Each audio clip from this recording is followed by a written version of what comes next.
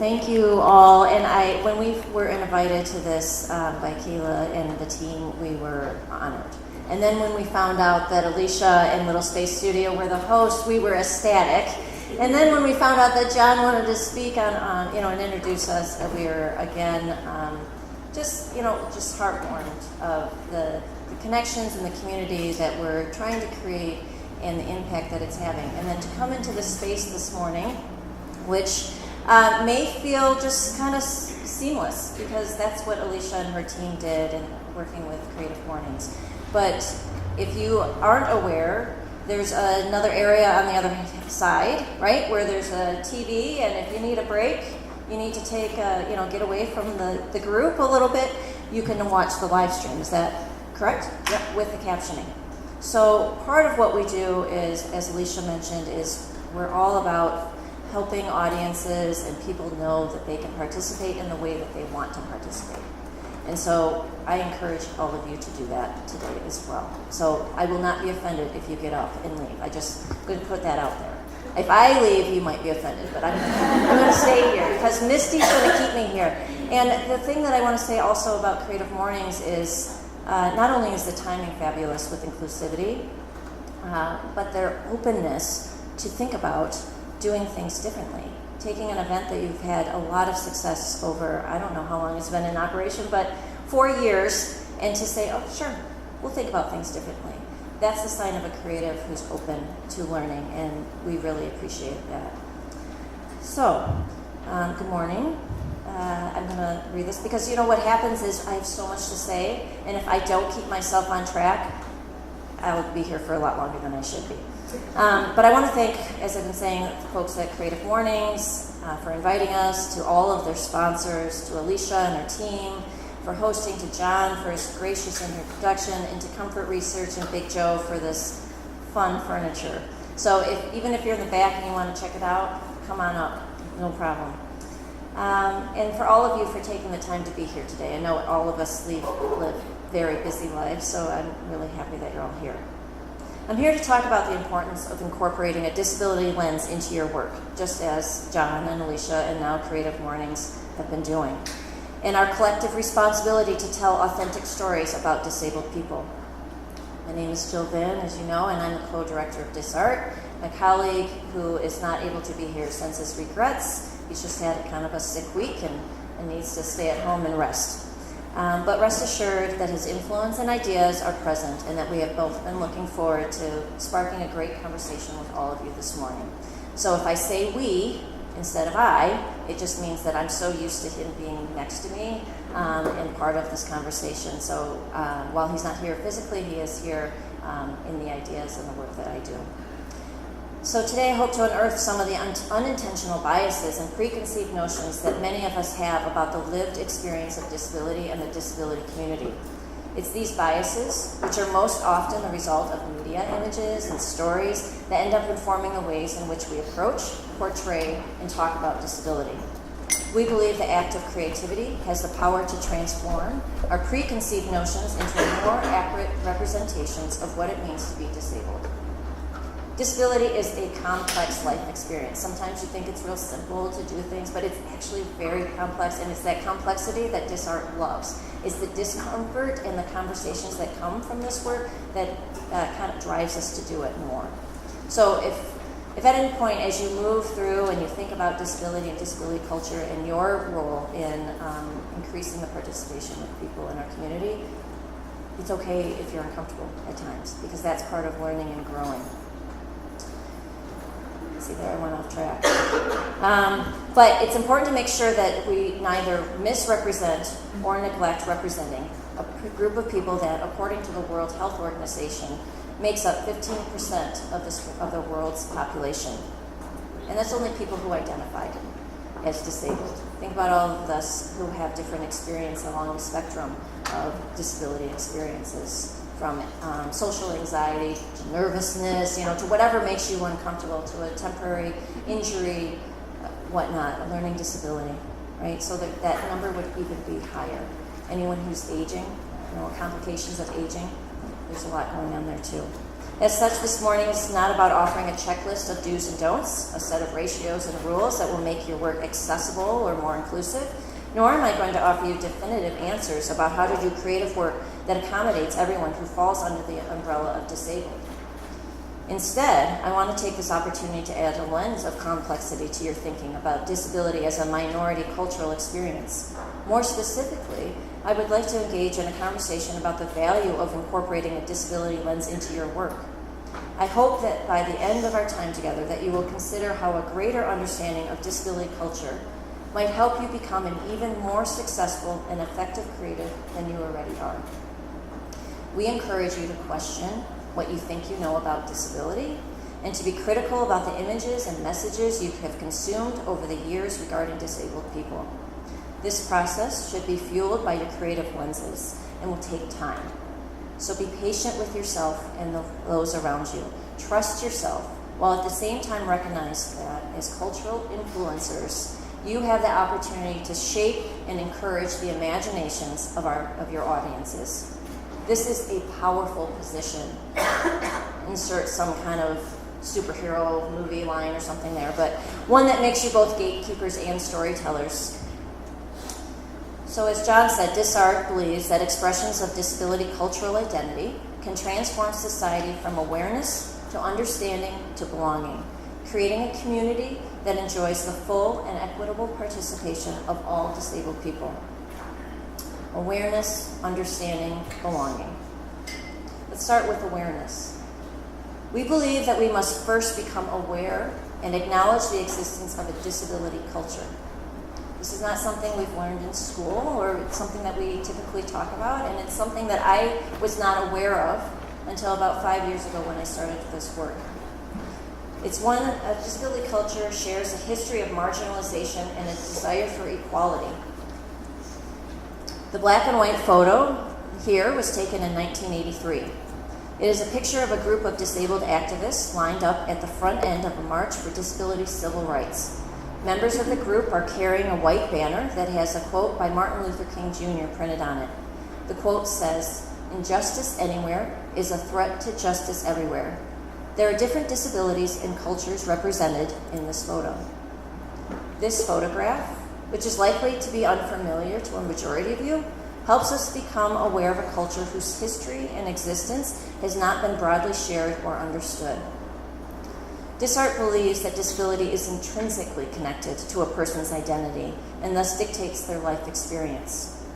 This often parallels the experiences of racial, ethnic, gender, and sexual minorities in our community. Becoming aware of a disability culture may require you to radically change the way you view disabled people. Too often, society paints disability as an overarching medical description of individuals who do not meet the expectations of the non-disabled majority. As an alternative, when disability is counted as a cultural identity, we are less likely to stereotype, pigeonhole, generalize, or leave them out of the equation as a group. Take a look at some of these advertisements that include disabled people. So, decided to start with media and visual examples in this talk today because that's where I started. And now, because I'm aware of things, I cannot go to a movie without me questioning and challenging and thinking about the messages that are taking place and what the broad community is thinking about disability, or who's missing, whose stories are not being told. So I'm going to take you through the process, through some examples, with the goal that we're not going to get answers, but that all of you will begin to think, both starting now and as you leave and go about your days, of these same questions. So let's consider what this first example, which is a bit more obvious than some of the others, says about disability and how it is something to be feared. You've probably heard that idea. No one wants to be disabled. That's the fear that we've all learned. The ad is headed in red, "Drive stupid and score some kickin' new wheels." This is an ad out of Utah about safe driving and making good choices. This heading is placed beside the image of a slim adolescent boy, white appearing and dark-haired, wearing a red t-shirt, black jeans, and black Converse-style sneakers. He is sitting in a hospital-style wheelchair. His arms are slumped on the armrest, his back hunched, and his head bent such that his face is in the shadow and not clearly visible. The small text in the ad reads, "Nothing's cooler than the day you get your driver's license, but as soon as you start driving stupid, it's not so cool anymore. Texting, using your iPod, racing, they all fall under the category of stupid and dangerous. So before you get behind the wheel and try to prove how cool you are, here's a little harsh reality. Nothing kills more Utah teens than auto crashes. Not fazed? Okay. How does the thought of spending the rest of your life in a wheelchair grab you?" It gets better, believe me. Look, every year, far too many Utah teens go from cool to crippled in a blink of an eye. I told you this was obvious. So if you're one of those drivers who think they have something to prove, you could start shopping for your wheelchair now. And hey, if you think that's harsh, wait until the day you roll it into school. Yes, we're going for shock value today because we trust that this is something that is so obviously wrong. But it's important to think about, these are things that are happening. This is from the internet. This is out there, right? And what does it say about the ways we think about and use disability as a fear factor? The other thing that I think is important to realize is wheelchairs for many people are liberating. We don't use the words, and I'll do one specific thing, confined to a wheelchair. It's just not part of our vocabulary because wheelchairs give freedom to move and to engage and to be part of our community. So if you're going to take one takeaway, it's language.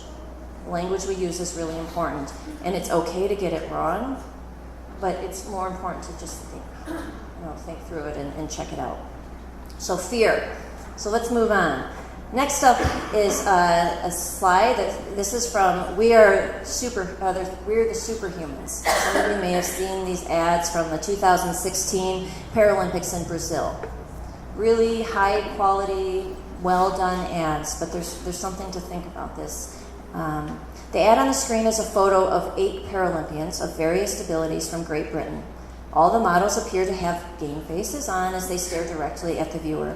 While the term superhuman was meant to reinforce the fact that Paralympians are world-class athletes, many disabled people are critical of anything that overtly or covertly alludes to the idea that disability is something that can be overcome, or that these are super crips.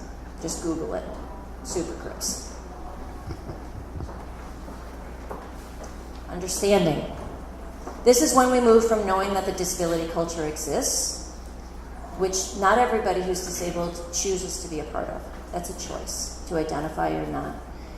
To recognizing the need to account for disabled people and to challenge long-held beliefs and stereotypes that we have absorbed without question. So here we have 2 pictures. The first is staying with the 2016 Paralympic theme. Let's take a look at 2 different ads. One depicting physical disability, and then this one on the right is a movie, so it's not Paralympics anymore, but both make statements about disability. The image on the left of the screen is a photo of 2 adults who are standing approximately 2 feet apart from one another. A female model fills the left half of the image, and a male model fills the right. The female, who is a right arm amputee, is wearing a fitted black one-piece short suit. The male is wearing black spandex shorts. He is bare from the waist up, except for tattoos he has on his upper chest and both arms above his elbows. His arms are crossed. A prosthetic leg is barely visible in the photo. On the right of the screen is a photo that has been divided into 7 vertical mirrored sections. If you notice, I'm trying to audio describe because some people may not have the visual ability to experience. So I'm doing my best. This is my learning process too. It took me longer to describe these photos than it did to write the rest of the paper, the presentation. I'm just telling you. It's a process, it's a learning process. So, but I think it's important. 7 vertical mirrored sections. Each one of the sections is filled with images of the same man in different clothing with different facial expressions. A close-up of a male figure who gazes upon the mirrored images fills the left foreground of the photo. Now, let's go back to the first photo. of the Paralympians. What if I tell you that the models in the ad on the left are not actually disabled models? But that instead, Vogue Brazil, who created the ad, digitally removed limbs from actors to promote the Paralympics. You've probably heard in theater and films the questions about using disabled actors or not, right? And the importance of that representation. So now I tell you that, but then imagine that things are even more interesting when you should know that the actual Paralympians were supposedly on the set, but that their images were not shared.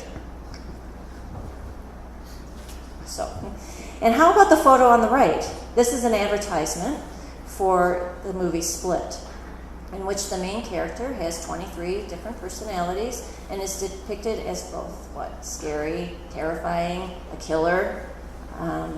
And if you think about all the evil villains, and the villains, I guess that's synonymous, the villains in movies and TV shows, think about how many of them have some form of disability.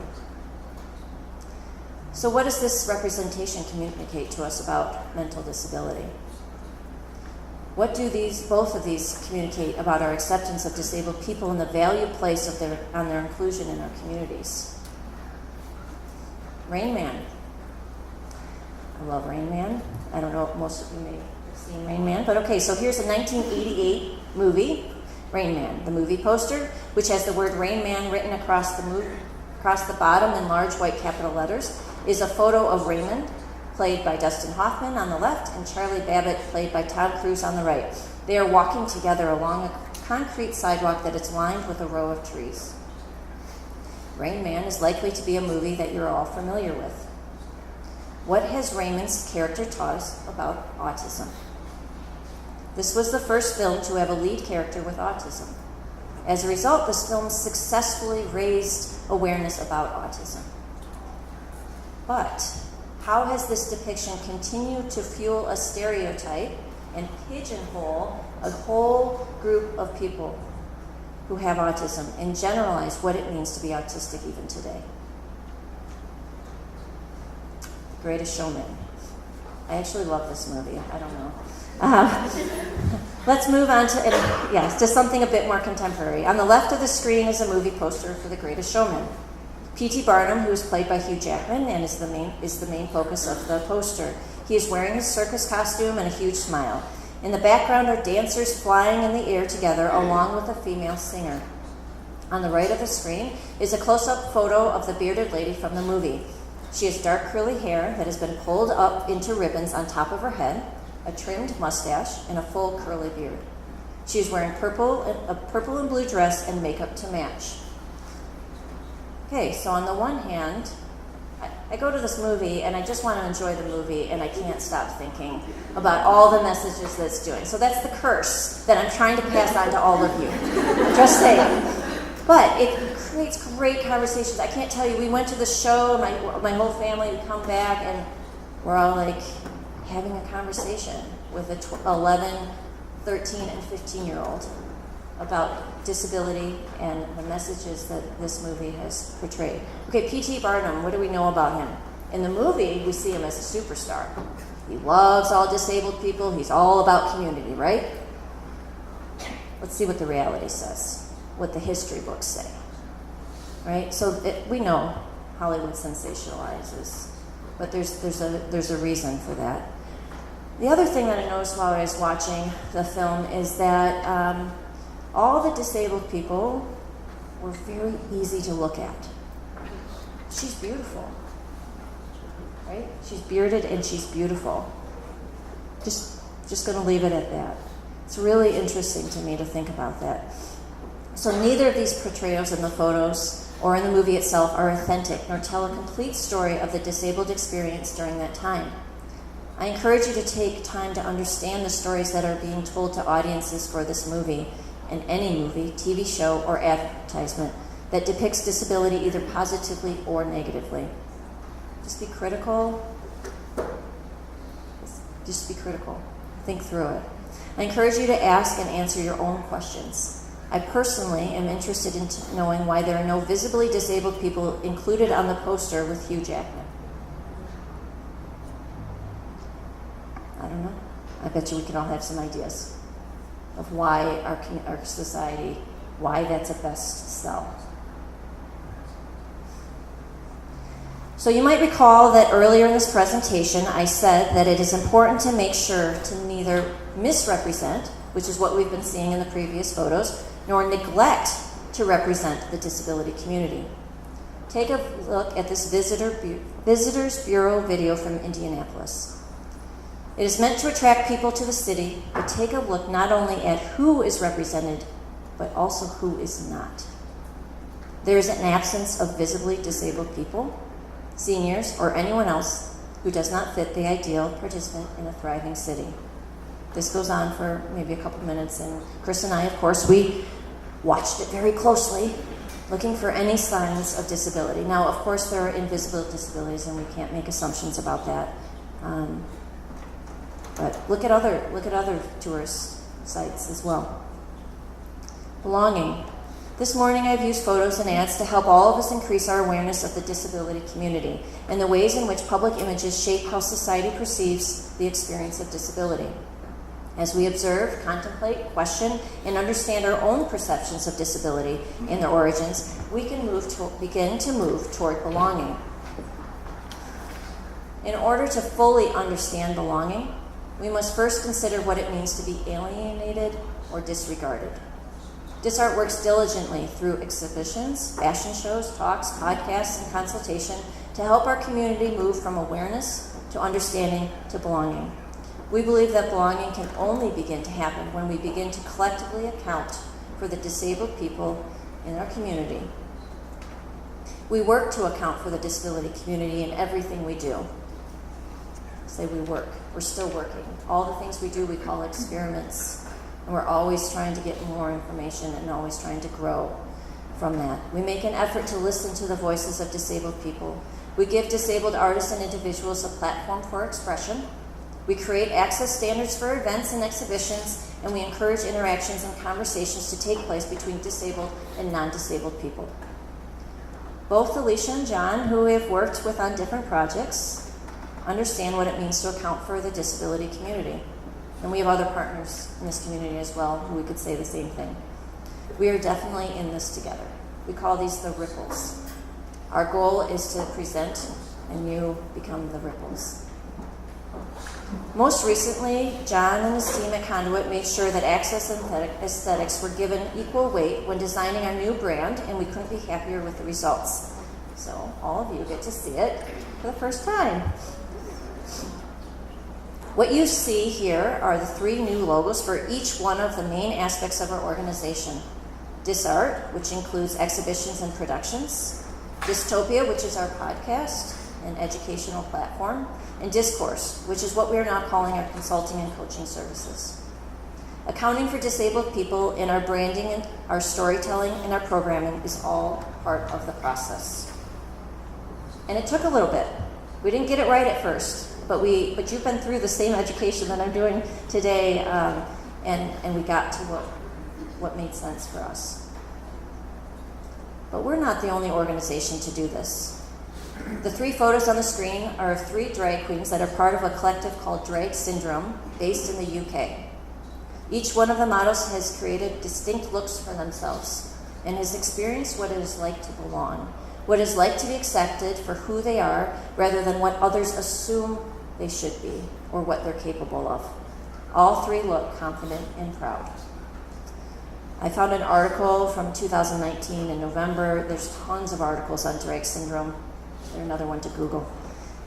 Evan Bretchel says, drag syndrome offers a platform for people with Down syndrome to shirk societal perceptions of what the condition is. Perceptions which often forget that adults with Down syndrome are as multifaceted as anyone, with vibrant creative styles, sexual identities, ambitions, and human complexities.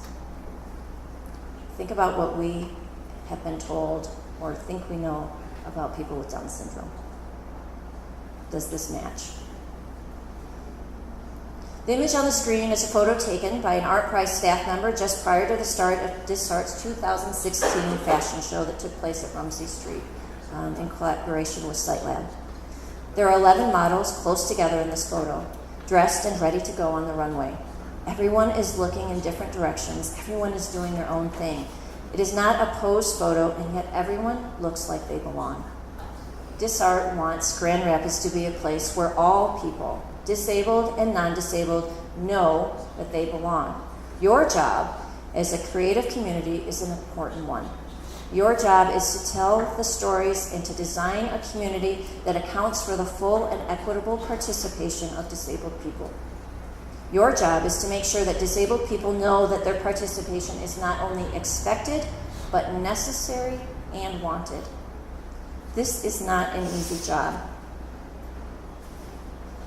As a community, we have work to do.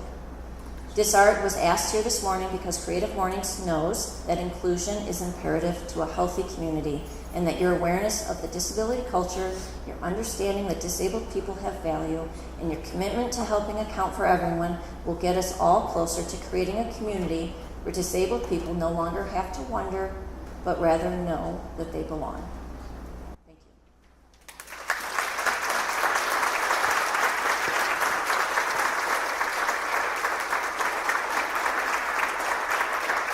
One more round of applause for Jill, guys, and one more round of applause for Chris. He couldn't be here, but I'm sure he's watching the live stream. Okay, we have about 10, 15-ish minutes for Q&A. So if you guys have any questions about the talk, questions about DisArt in general, maybe about their new brand. John and Alicia to be part of this. Yeah, if you guys have any questions about Are you okay with that? the new brand they have, we're all Because you're creatives both, here. it's directly counterparts of the people here. Just raise your hand and we will have someone run a microphone to you. I know you all have questions. It takes one person, yeah.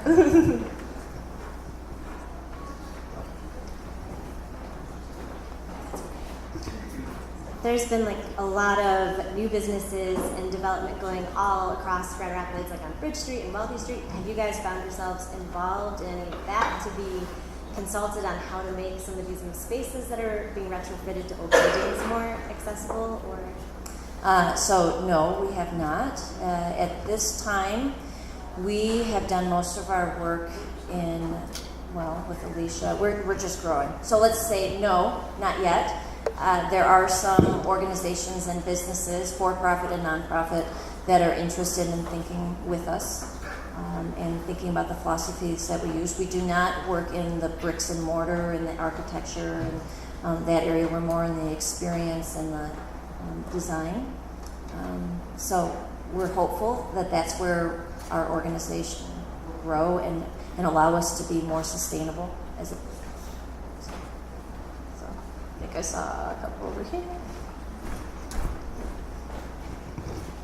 So is there a brand that you think is really getting it right now in their advertising and but I guess I'll limit it to advertising? Is there a brand that's getting it right? This is where I need Chris. I should say that because he has his finger on the pulse of media and communications. He's a professor also at Calvin College. So, something that we presented, we actually had a presentation this past year. We had to work with industrial designers at Stryker on some of their designs that they're working on and really bringing the philosophy. And one of the presentations or the ideas that we brought to them was maybe it's Xbox, actually, with some of the ways, gosh, I don't have it here, but that's the first one that's coming to mind as a mainstream brand that was marketing to a disabled community. And in their ad, in this video, it was really showing how the disabled kid was cool. Because he had this cool Xbox that he could use. He was a wheelchair user, but that he could use, and all the kids wanted to come and be with him. So I don't know if they're always, but in that case, it was really great to see them shift the market, where they're targeting. Outside of advertising and product design, I think OXO is a great example.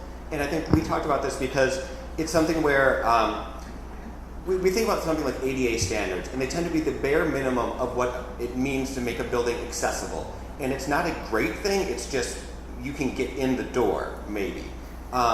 But it's when you go beyond that and actually make it a great experience for people with disabilities that it actually becomes a great experience for everyone in general. And so I think that product design was a good example of in elevating the standards for everyone.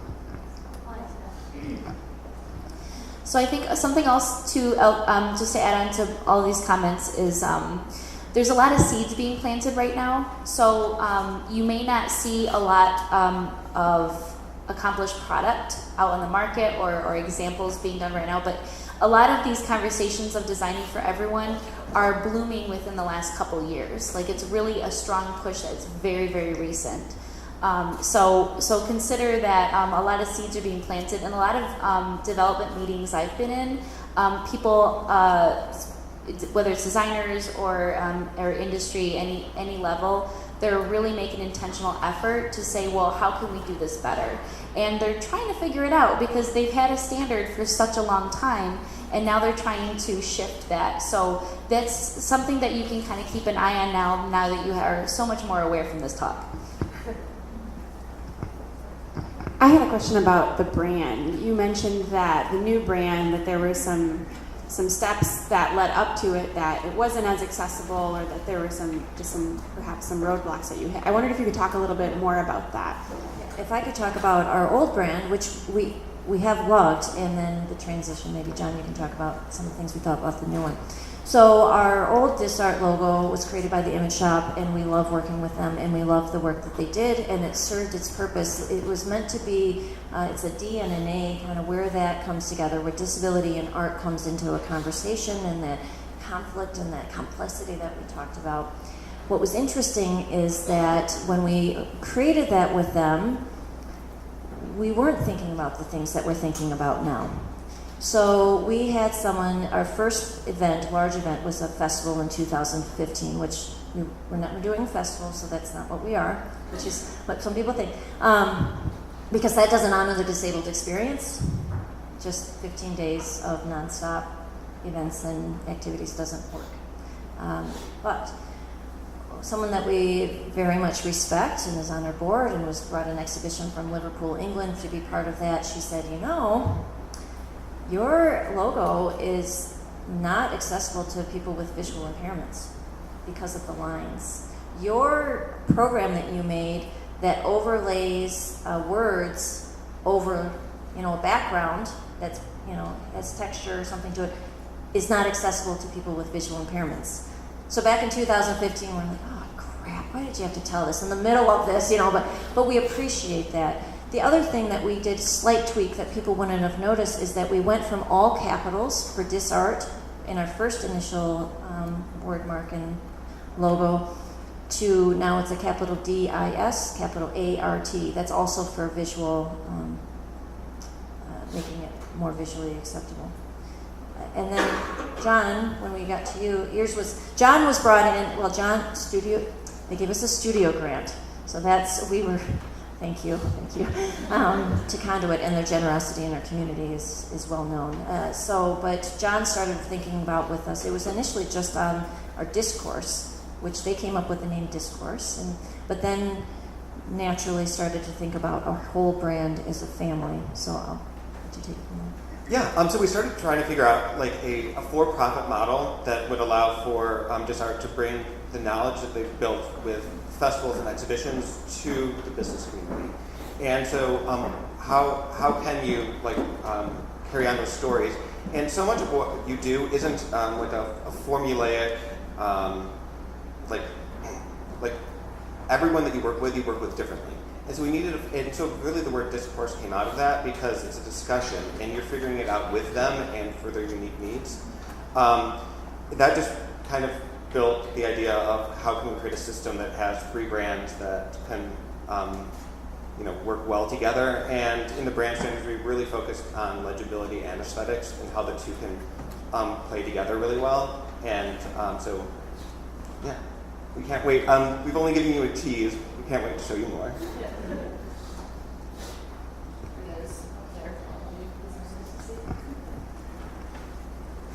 Sorry, a follow-up question to that. Are there any resources that you would recommend as you're thinking about, creating accessible materials? I've Googled and found lots of different, like here's some visual, how to make something more visually accessible, and I found lots of different resources on that, but I haven't seen a lot of just like a one-stop place for like thinking through a lot of different accessibility standards. Wondered if there's any resources you'd recommend. Beyond the design? Or Beyond design. Beyond design. That's what we're hoping to do, actually. We piecemeal things too. Most of what we know is through our experiments. So 2015 festival, the story we tell is we created an event that was done like every other event that we've been to in the city. Art Prize has led the way. They created it possible for us to do that event, and then we brought in disability art.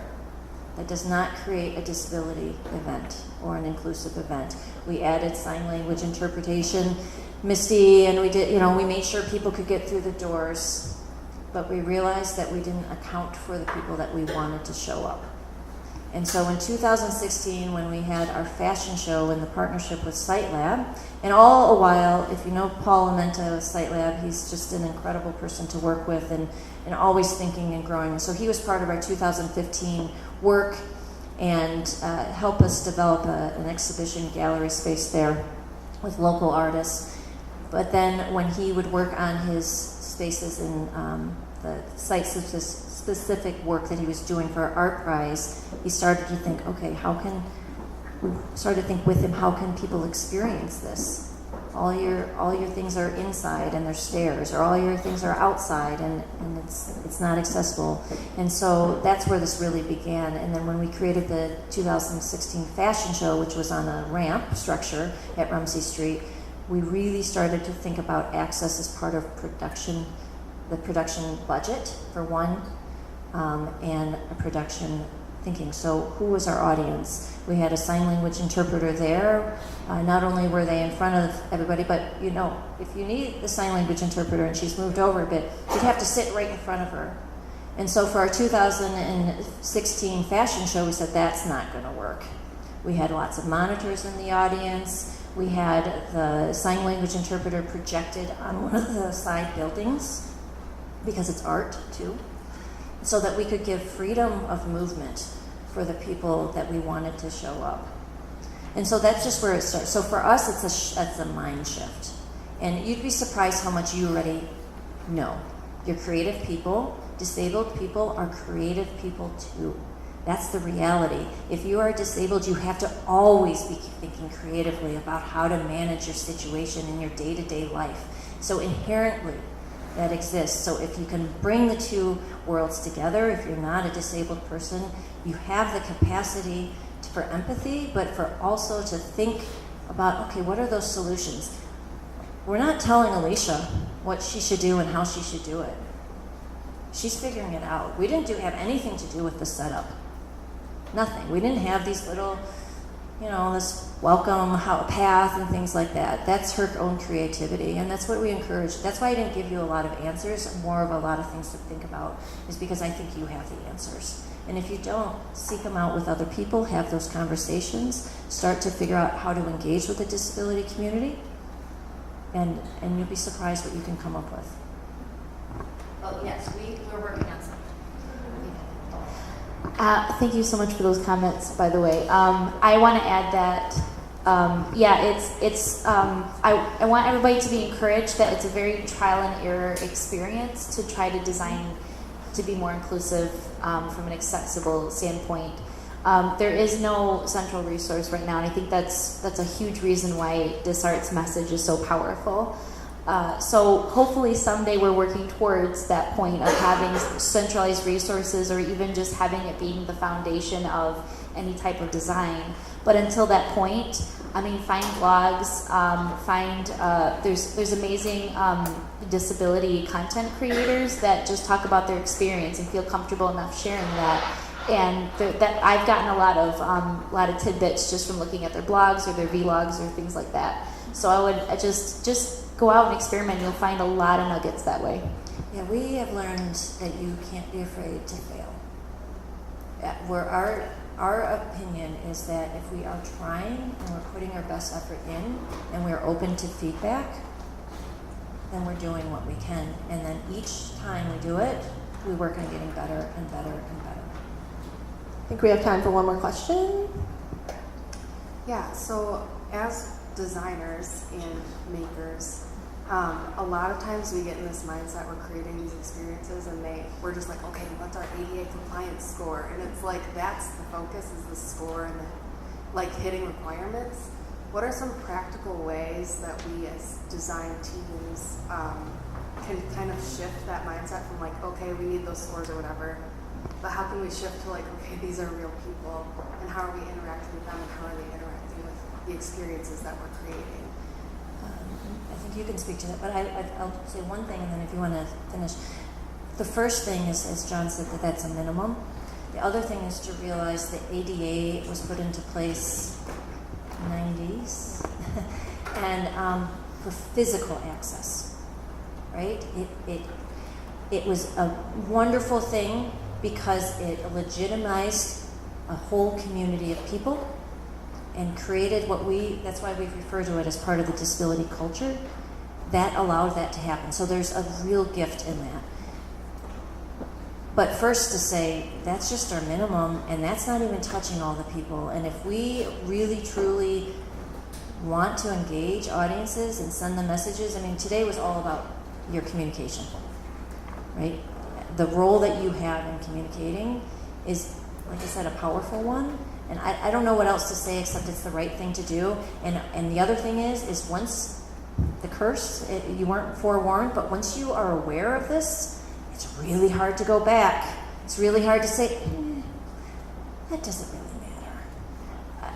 I'll be surprised if a lot of you just say, gosh, that was really a great talk, but God damn it, why did she have to say that and make me more aware? I mean, really, because it does put a little more pressure, but then that's where you have to give yourself grace and your team grace.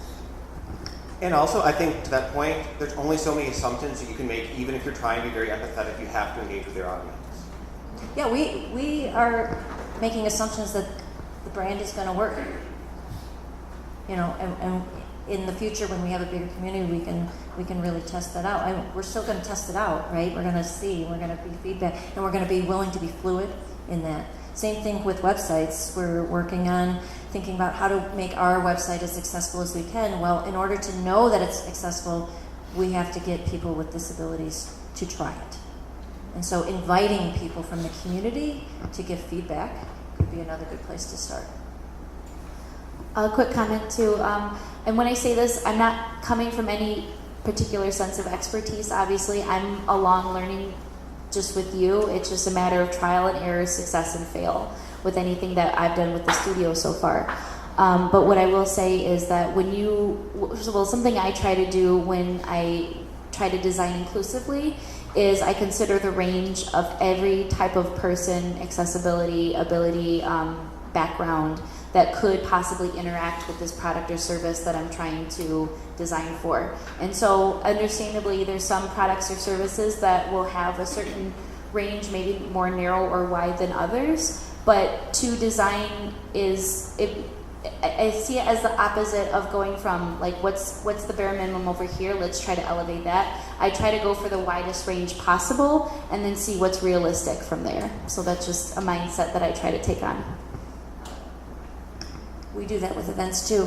Anything we do, we put everything on the table. I agree with that. You put everything on the table and you sift it out and you say, this is what I can do today. This is what we're going to strive for tomorrow.